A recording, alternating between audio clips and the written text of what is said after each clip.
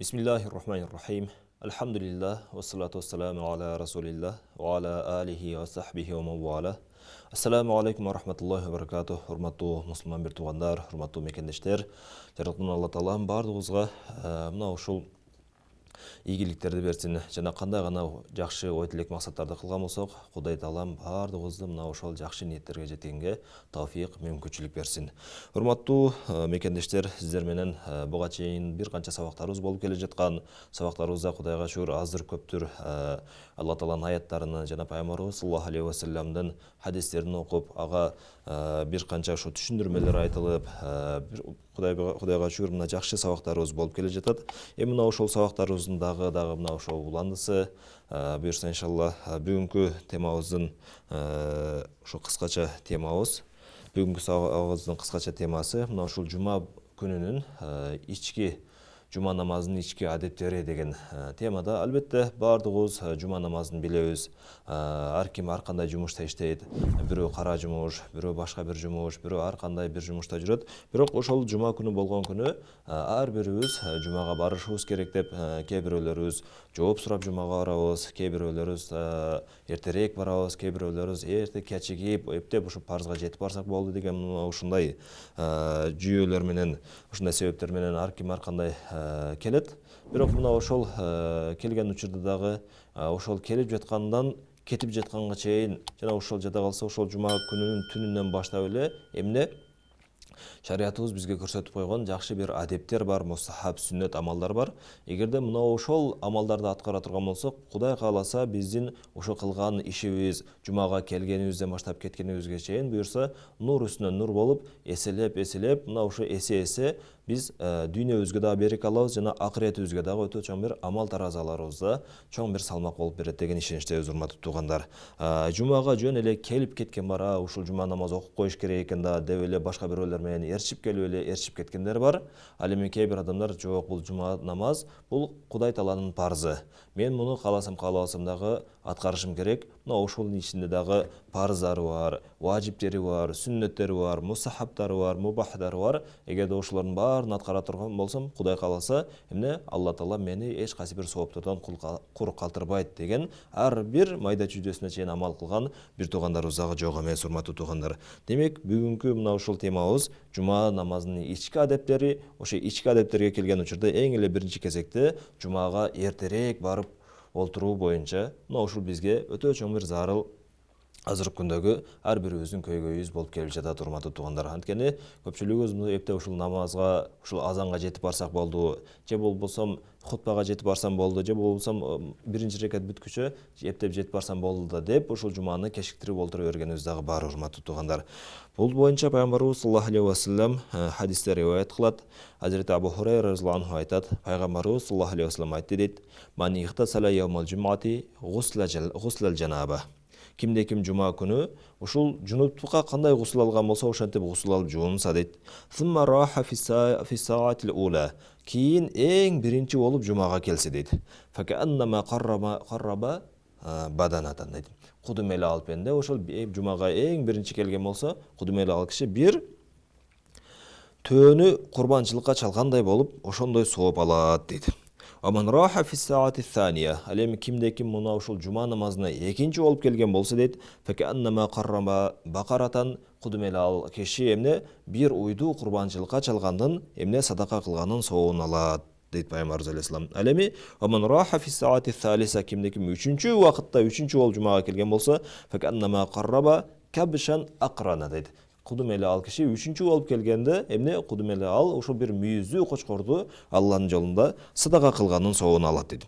Аман раха фи саати рабиа, кимде-ким ушул төртүнчү болуп жумага келген болсо, "Факааннама карраба даджажа", ал эми төртүнчү болуп келген болсо да кудум эле ал киши эмне бир тоокту, бир корозду Кудайдын жолунда садака кылгандан соогун алат дейт. Аман раха фи саатил хамиса, кимде-ким ушул жума намазына бешинчи болуп келген болсо дейт, "Факааннама карраба байдатан", кудум эле ал киши бир жумуртканы Кудайдын жолунда садака бергендин мына ошонун соогун алат дейт.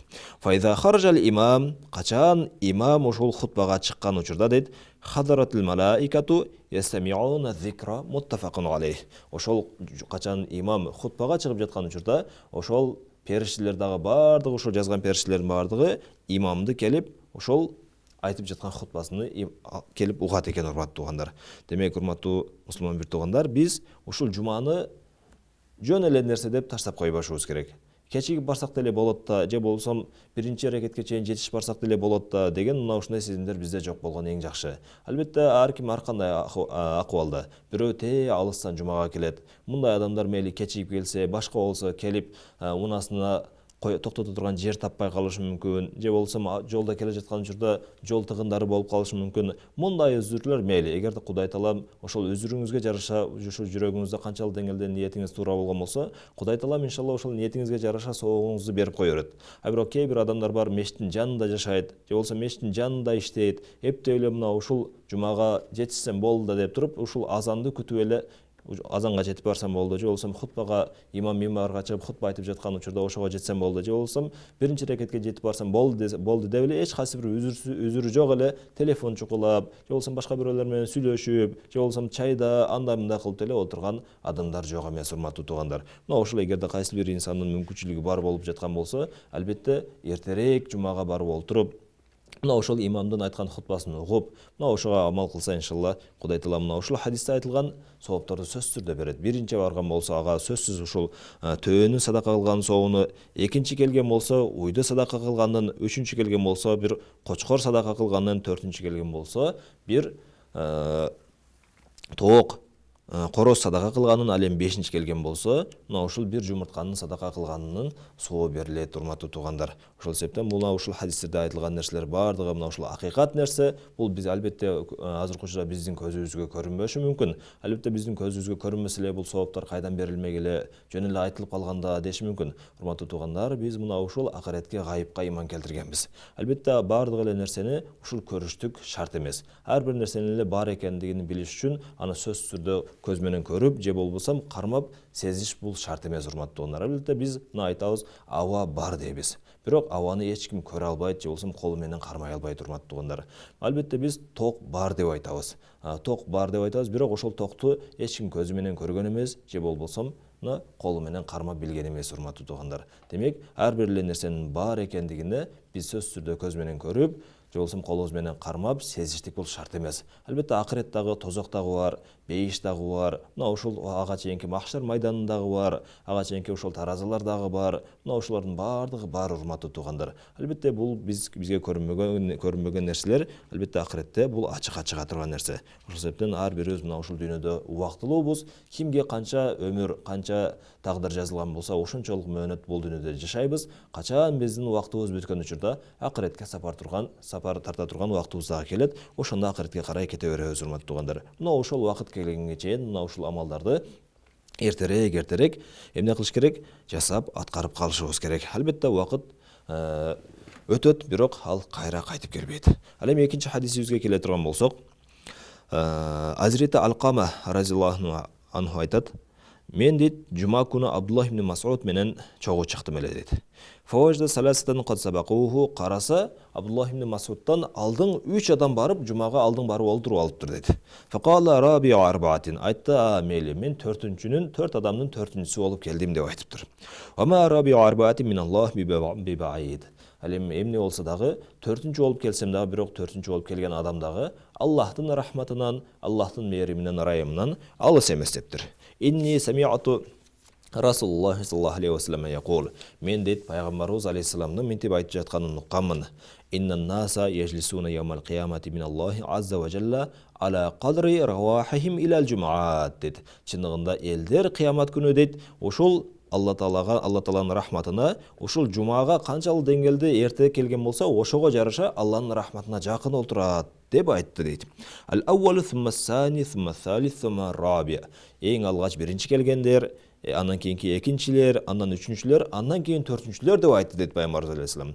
Ама раби арбаати миналлах бибаид. Ал эми 4-чү болуп келген болсо дагы 4-чүнүн 4-чүсү болуп келген адам дагы бул Аллахтын рахматынан алыс эмес деп пайгамбарыбыз алейхиссаламдан айтканын укканмын дейт. Ошондон урматтуу туугандар, мына ушул бейиштик болгон, пайгамбарыбыз алейхиссаламды көргөн жана пайгамбарыбыз алейхиссалам менен чогуу жашаган, ар бир көз ирмемине сересеп салып көз салып ошол нерсени пайгамбар айткандай кылып, мына ошол пайгамбардын тыйылгандан тыйылган жана иманы бекем сахабалар мына ошолордагы мына ушул пайгамбарыбыз алейхисаламдын айткан хадистерине амал кылган. Аларга мына ушул бир канчасына тирүү кезинде эле бейиштиксиңер деген эмне сүйүнчү кабарлар келген, урматтуу туугандар. Бирок алар ошого карабастан мына ушул Пайгамбарыбыз алейхиссалам көрүп турса дагы, Пайгамбарыбыз саллаллаху алейхи вассалам менен чогуу жашаган болсо дагы, бирок алар мына ушул Пайгамбарыбыздын алейхиссаламдын ар бир сөзүн акыйкат деп билип, мына ошого амал кылышкан, урматтуу туугандар. Демек, мына ушул сахаба дагы 4-нчү болуп келди, бирок 4-нчү болуп келсе дагы эмне деди? 4-нчү болуп келсем дагы эмне? Аллахтын рахматынан бул алыс эмес деп, мына ушул сахаба Абдуллах ибн Мас'уд, мына ушул өтө чоң бир факих, алым сахаба мына ушинтип айткан экен, урматтуу туугандар. Демек, жумага эртерээк барып олтурганга, эртерээк шашканга аракет кылышыбыз керек. Анан дагы бир ушундай бир адептер бар, урматтуу туугандар. Адеп дейбизби, же болбосо бул нерсени адепсиздик дейбизби? Муну ар ким өзүнө жараша, акыбалга жараша баа берип алат. Кээ бир туугандарыбыз бар, эң аягында келет. Эң аягында келип мешитке кирсе, мешит толо болуп турган болот, бирок ошого карабастан адамдардын ийиндеринен аттап кадам коюп өтүп, ар кимге ыза берип, эң эле биринчи сапка барып олтургусу келет. Мына ушул боюнча Пайгамбарыбыз алейхиссаламдын дагы бир канча эскертмелери жана хадистери бар, урматтуу туугандар. Мына ушул хадистер боюнча 2 хадис бар экен. Ошону окуйлу. Хадисти Абдуллах ибн Боср разияллаху анху айтат: "Жаа ражулун ятахатта риқабан нас яумал жумаа. Ва набий саллаллаху алейхи ва саллям яхтуб." Бир киши жума күнү келди дагы, элдердин ийиндеринен аттап ошентип алдыга өтүп кетип жатты дейт. Пайгамбарыбыз алейхиссалам хутба окуп жатат эле. Фақала набий саллаллаху алейхи ва саллям ижлис фақад азайта. Пайгамбарыбыз алейхиссалам баягы элдердин ийиндеринен аттап алдыга өтүп келе жаткан кишини көрдү дагы айтты дейт. Ижлис, ошол жерде олтургун деди. Фақат азайта, сен чындыгында адамдарга зыян берип жатасың, ыза берип жатасың деп Пайгамбарыбыз алейхиссалам айткан экен. Демек, урматтуу туугандар, жумага келди, келгенден кийин дагы ал адам өзү сооп алыш үчүн келди. Бирок сооп алам деп ал жакта адамдарга зыян берип, адамдарга ыза жеткизип, жакшы олтурган адамдарды местесинен, ордунан козгоп, аларды жылдырып башка кылып, кандайдыр бир ыңгайсыздык жараткандык себептен бул адам эмне болуп кылып атат? Кандайдыр бир деңгээлде адамдарга дагы зыян берип, бул арам иш кылып атат жана Кудайдын алдында да күнөөкөр болуп жатат, урматтуу туугандар. Демек, биз жумага келсек эле мына ошол эсеп эмес, балким жуманын ичинде дагы өзүнө тиешелүү адептери бар, урматтуу туугандар. Ошол адептерди биз өзүбүз сакташыбыз керек. Эң эле биринчи кезекте өзүбүздүн жеке адебибизди сактап, коомдук жайдагы адепти жана башка бирөөлөрдү дагы коомдук жайда аларды дагы сыйлашыбыз керек, урматтуу туугандар. Дагы бир риваятта ва анайта деп келген экен, ай аххартал мажиа. Пайгамбарыбыз алейхиссалам айтыптыр, сен кечиктиң. Кечигип келген себептен ошол жерде олтур деп айткан экен. Ал эми экинчи хадиске келе турган болсок, хадисти Муаз ибн Анас разияллаху анху айтат.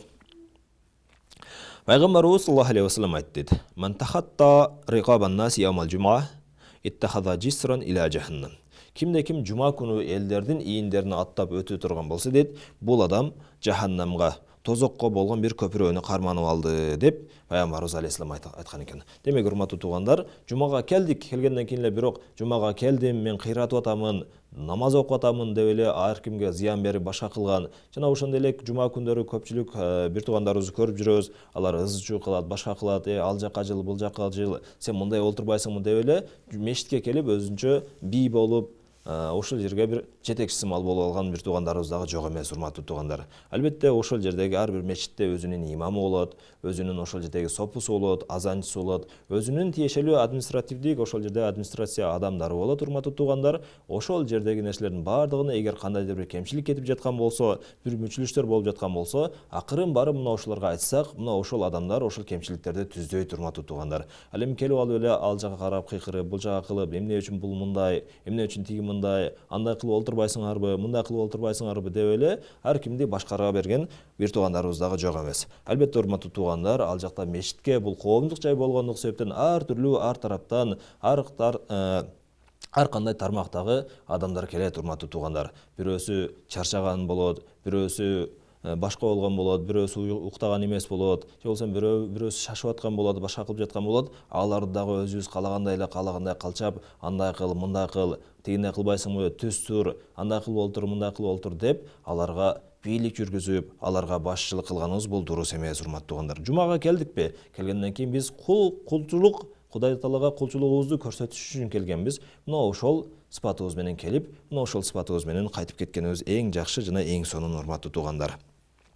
Анан дагы бир коомчулуктагы ушул жума күндөгү бир көйгөйлөрдүн бирөөсү, имам дамылдаларыбыз минбарга чыгып хутба окуп жаткан учурда өзгөчө хутбада жарым сааттык хутба эмес, ал эми минбарга чыккан учурдагы, мына ошол учурдагы эң ушундай көңүл бура турган маселе, албетте урматтуу туугандар, жумага чейин жарым сааттык имамдарыбыз ошол жерде баян кылат, хутба кылат. Ошол хутба учурда мейли бирөө сүйлөшүп калса, башка кылса, ал эч нерсе эмес.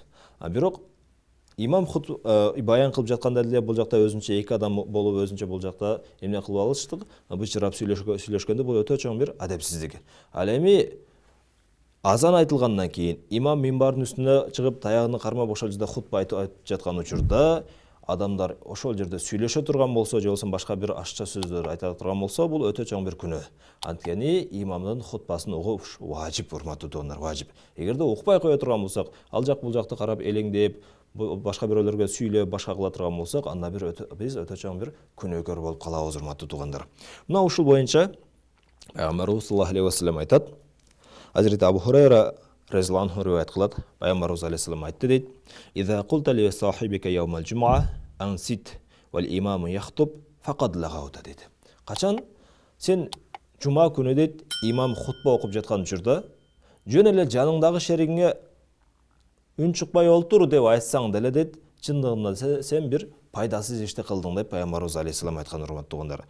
Жума күнү ошол имам хутбага чыгып, минбарга чыгып хутба окуп жаткан учурда үн чыкпастан ошол имамдын хутбасын угуштук биздин милдетибиз, урматтуу туугандар. Башка бирөөлөр ал жак бул жака басышы мүмкүн, бирөө телефон чукулап олтурушу мүмкүн, бирөө дагы бири менен сүйлөшүп жаткан болушу мүмкүн. Алар менен биздин ишибиз болбосун. Биздин ошол жердеги эң негизги милдетибиз бул ошол жердеги имамды угуштук. Ошол имамды уга турган болсок, иншалла, мына ошондо биз толук түрдө соопко ээ болобуз. Эгерде Пайгамбарыбыз алейхиссалам мына айтып атат, качан сен ошол имам жума күнү хутба окуп жаткан учурда жаныңдагы шеригиң сүйлөп аткан болсо, үн чыкпай олтур деп айтып койсоң деле, анда сен ошо бекер иш кылдың, пайдасыз иш кылдың деп Пайгамбарыбыз алейхиссалам айтып атат. Демек, урматтуу туугандар, ошол жердеги имам минбарга чыккандан кийин имамдын хутбасын угуп алып туруштук, бул биздин ошол жердеги милдетибиз. Эгерде имам хутба окуп жаткан учурда дагы телефон чукулап, же болбосо башка бирөө менен сүйлөшүп, башка кылып, анда ошентип жүрө турган болсо, анда биз өтө чоң бир сооптон куру калабыз жана күнөөгө дагы батып калыштыгыбыз бул эч нерсе эмес, урматтуу туугандар. Анан жумага келбей коюштук. Жуманын эч бир себепсиз эле барбай койгон бул дагы өтө чоң бир күнөө. Азыркы учурда билебиз, көпчүлүк адамдар 5 убакыт намаз окуйт. Арасынан жумага келип койгондору гана дагы бар. Анан такыр жума намазга дагы келбегендер дагы бар, урматтуу туугандар. Мына ушул жума намазга келбегендер боюнча Пайгамбарыбыз саллаллаху алейхи ва саллям айтат: "Лaqad hamamtu an amra rajulan yusalli bin-nas, thumma uharriqa ala rijalin yatakhallafuna an al-jum'ati buyutahum", раваху Муслим дейт. Мен дейт, Пайгамбарыбыз алейхиссалам айтты, мен ушул элдерге бир имамды чыгарып коюп дейт, ал ошол элдер менен намаз окуй берсе дейт, мен дейт кийин ошол жумага келбей калган адамдардын үйлөрүн барып өрттөп жиге берсем экен деп ошентип эңсеп калдым деп Пайгамбарыбыз алейхиссалам айткан. Демек, урматтуу туугандар, мына ушул жөн эле себепсиз жумага келбей койгон бул өтө чоң бир күнөө. Албетте, муким эч кайсы бир сапарда болбосок, оорубуз жок болсо, андан башка бир үзүрлөр жок боло турган болсо, ошол учурдагы эң эле бизге зарыл болгон нерсе, мейли жумуш болобу, мейли бир башка бир муктаждык болобу, базар болобу, башка болобу, эмне бизге баардыгын ошол жерде токтотуп коюп, баардыгыны жумага келиштигибиз бул бизге парз, урматтуу туугандар.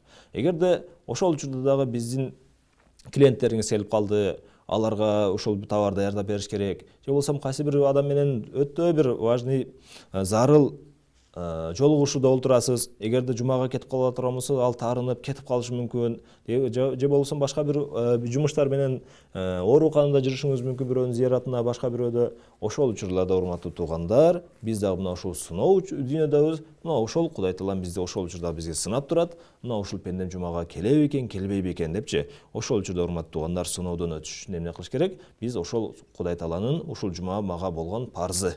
Мен ушул жума парзыны аткарышым керек деп, баардык ишибизди таштап, жумага келиштигибиз бул биздин милдетибиз, урматтуу туугандар. Анан дагы бир хадисте: "Ман тарака саласы жумаин тахаунан биха табааллаху ала калбихи" дейт. Ким жуманы жеңил санап, ушул 3 жолу таштап кое турган болсо дейт. 3 жолу таштап койгон болсо, табааллаху ала калбихи, Кудай Таала ал пенденин жүрөгүнө мөөр басып салат деп пайгамбарыбыз саллаллаху алейхи вассалам айтат. Дагы бир риваятта: "Саласа мин гайри узрин", эч кайсы бир үзүрсүз эле 3 жолу келбей кое турган болсо, фахуа мунафикун, бул адам эки жүздүү деген. Дагы бир риваятта: "Факат бариа миналлах", чындыгында Алла Таала мындан таза. Мындай жатканда бул адамды Кудай Таала өз акыбалына таштап койду деген маанинде, урматтуу туугандар. Демек, урматтуу бир тууганым, бул жума күнү ыйык күн. Мына ушул ыйык күндө Кудай Таалам бизге ушул ыйык нерсени парз кылып берген. Мына ошол парз болгон амалыбызды жумага барып аткарышыбыз керек. Дагы бир хадисте: "Ман таракал жумаата саласа жумаин мутавалият факад набазал ислама вара захри". Ким ушул жума күнү жума намазыны 3 жолу удама таштап кое турган болсо, чындыгында бул адам ушу ислам динини артына таштап койду dedi. Мындайча айтканда, качан өзү мусулманмын деп жүрө берет, бирок мусулманчылык ошол пайдасына келген гана учурда кабыл кылат. Ал эми качан мусулманчылык зыянына келген учурда аны таштап кое турмат туугандар. Демек, ушул 3 жолу жума намазыга барбай койгон адам дагы эмне? Удама жума намазды таштап койду. Ал адам эмне кылыптыр? Ушул эмне? Ислам динини артына таштап койду. Ислам качан бир керек болуп калган учурда гана ошол исламда, шариятта ушундай экен, ушуну кылам дейт. Ал эми качан керек эмес учурда анын баардыгын таштап кое турмат туугандар. Демек, бул жакшы эмес. Ал эми дагы бир ушундай узун хадисте Hazreti Cabir radhiyallahu anh aytат: "Хатабана Расулуллах саллаллаху алейхи вассалам", пайгамбарыбыз саллаллаху алейхи вассалам бизге хутба окуду. Демек, жума күнүндө ошо хутба окуп жатат. "Факала я айюхан нас", о адамдар, "Тубу илаллахи кабла ан тамуту". Силер өлүм келеликтен мурда Алла Таалага тооба кылып калгыла. "Абадиру бил амали салихати кабла ан тушалу". Жана мына ушул бир нерсе менен алек болуп кала элегиңерден мурда ушул салих жакшы амалдар менен амал кылып калгыла, тездетип калгыла дейт. "Василул лази байнакум ва байна раббикум бикасрати зикрикум ла ва касрати садакати фиссири вал алания". Жана силер өзүңөр менен Раббиңердин ортосундагы мамилеңерди дейт, бикасрати зикрикум, Алла Тааланы көп эстөө менен, жана бирөө көрүп турган учурда дагы, жашыруун учурунда дагы, ачыктагы жашыруун дагы көп садака кылуу менен эмне кылгыла? Раббиңер менен өзүңөрдүн ортоңордогу мамилеңерди улагыла, бекемдегиле дейт. Ошондо турзаку, ушундай кыла турган болсоңор, силерге ырыскылар берилет, ва тунсару, жана силерге жардам берилет, ва тужбару, жана жакшы иштерди кылганга мүмкүнчүлүк берилет деп пайгамбарыбыз саллаллаху алейхи вассалам айткан. "Ва аламу", билгиле дейт, "Анналлаха кад ифтарада алейкум жумата фи маками хаза". Чындыгында Алла Таала ушул жуманы силерге ушул орунда силерге парз кылды. "Фи яуми хаза", мына ушул күнү парз кылды. "Фи шахри хаза", мына ушул айда жуманы парз кылды. "Мин ами хаза ила яумил кияма", кыямат күнгө чейин эмне кылып койду? Мына ушул жылы парз кылды. Эмне кылды? Кыямат күнгө чейин дейт. "Фаман таракаха фи хаяти ау бади", ал эми ким ушул жума намазыны менин тирүүмдө же болсо менин көзүм өтүп кеткенден кийин таштап кое турган болсо, "Валаху имамун адилун ау жаирун", анын ошо адилеттүү башчысы болсо же болсо залым башчысы болсо дагы дейт, "Истихфафан биха", ошо жума намазды жеңил санап таштап койгон болсо, "Ау жухудан лаха", же болсо жума намаздан баш тартып таштаган болсо, "Фала жамааллаху лаху шамлаху", андай кыла турган болсо Кудай Таала ал пенденин, ал кишинин иштерини чогултуп бербейт дейт. Иштери бытыранды болуп эле, дүйнө менен дүйнө болуп, дүйнөнүн кулу болуп, ошентип Кудай Тааланын жардамысыз өзү менен өзү арсал болуп, чоң бир чөлдө жалгыз калып кеткен адам сымал болуп, урматтуу туугандар, ошентип өзү калып калат. Алла Таала ал пенденин иштерини чогултуп бербейт дейт. "Вала баракалаху фи амрихи", Құдай Таала ал пенденин иштерине дагы береке бербейт. Ала көңүл бургула, вала салат ала, ал адамдын намазы дагы жок болот. Вала закат ала, анын зекети дагы жок, зекет берсе дагы зекет өтпөйт. Вала хаджа ала, анын ажылыгы дагы жок. Вала саума лаху, анын орозасы дагы болбойт дейт. Вала бирр лаху хатта ятуб, тобо кылганга чейин анын эч кайсы бир жакшылыгы дагы болбойт дейт. Фаман таба табаллаху алейхи, кимде-ким ушул эмне күнөөсүн таштап тоба кыла турган болсо, Кудай Таала ал пенденин тобосун кабыл кылат деп пайгамбарыбыз алейхисалам ушул жума намазынын хутбаларында айткан экен, урматтуу туугандар. Демек, мына ушуга нерсени дагы эске алышыбыз керек. Жуманы эч кайсы бир себепсиз таштап койгондук, жума намазына барбай койгондук, бул өтө чоң бир күнөө жана Кудайдын алдындагы өтө чоң бир эмне жоопкерчиликсиз мамиле кылып жаткандыгыбыз, урматтуу туугандар. Кудай Таалам баардыгыбыздан мына ушул эки жүздүүлүктөн жума намазды таштап койгондуктан өзү сактасын. Анан жума күнүндө ушу кылына турган амалдар бар. Билебиз баардыгыбыз, азыркы учурда жума күнү көпчүлүк адамдар эмне? Кахф сүрөсүн окуйт.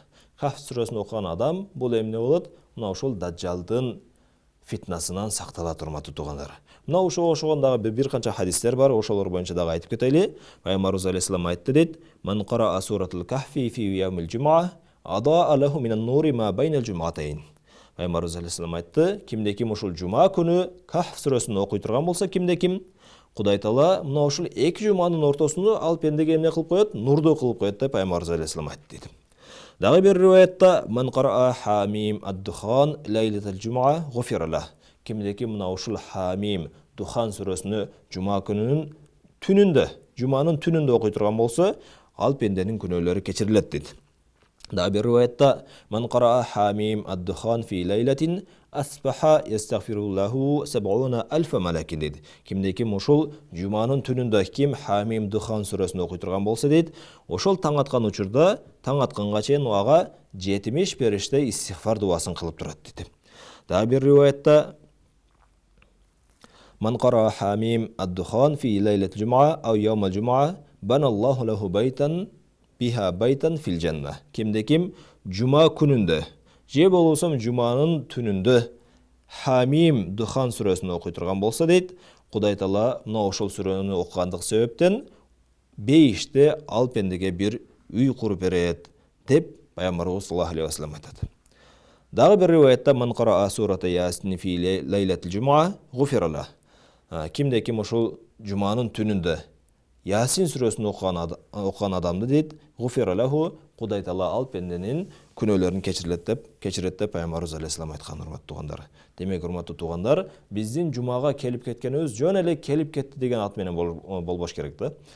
Канчалаган бир туугандарыбыз бар, жумага келет, ал жак бул жакты карап сүрөткө тартат, аны интернет тармактарына жайгаштырат, башка кылат: "Мен бүгүн жумага келдим, мен андай кылдым, мындай кылдым" деп. Негизи мындай таат ибадаттар, урматтуу туугандар, эгерде башка бирөөлөргө бир пайдасы тие турган болсо, ошентип аны ачык көрсөтсөк болот. А бирок башка бирөөлөр үчүн мактануу иретинде, же болбосо башка бирөөлөргө сыймыктануу, же болбосо кандай бир дүйнөлүк максатта боло турган болсо, анда ал нерсени кылбай эле койгон жакшы, урматтуу туугандар. Жада калса, мисалы, кээ бир туугандарыбыз бар, Каабанын жанына барып дагы ушул селфи түшүп, сүрөткө тартып, ушундай кылгандар бар. Негизи, урматтуу туугандар, өтө чоң бир олия заттардан, же болбосо чоң бир алымдарыбыздан мына ушул күнүмдүк тиричилигибизде эле мындай байкап көрө турган болсок, алар мына ушул Каабанын алдына барып, же болбосо мешиттин алдына барып, же жума намазга барганны, башка кылганны алар тартып, видео кылып, башка кылып, ал соц тармактарга жайлабайт, ал жака чыгарбайт, урматтуу туугандар. Демек, биз дагы мына ошол алымдарыбыздан үлгү алып, анткени ошолор ушул Пайгамбарыбыз алейхисаламдын көргөзмөлөрүн жакшы билет, Кудай Тааланын өкүмдөрүн жакшы билет, мына ошол кайсыл таризди аткарыш керек, мына ошолордун баардыгын жакшы билет, урматтуу туугандар. Демек, мына ошолорду карап, мына ошолордун дагы билбегенибизди сурап, иншалла, мына ошентип аткара турган болсок жума намазыбызды, Кудай Таалам ошол жума намазыбызды сөзсүз түрдө ниетибизге жараша, ниетибиздин калыстыгына жараша сөзсүз кабыл кылат, урматтуу туугандар. Демек, жумага келип кеткенибиз биздин жөн эле келип кетти деген ат менен болбош керек, балким ыхлас менен мына ушул сүннөттө, мустахабта көрсөткөндөй кылып, ошентип келип кетсек, иншалла, Кудай Таалам сөзсүз түрдө биздин дүйнөдө дагы, акыретте дагы кур койбойт. Жараткан Алла Таалам баардыгыбызга мына ушул айтылган аяттарга, хадистерге туура амал кылганга тавфик берсин. Алхамдулиллахи раббил аламин. Ассаламу алейкум ва рахматуллахи ва баракатух.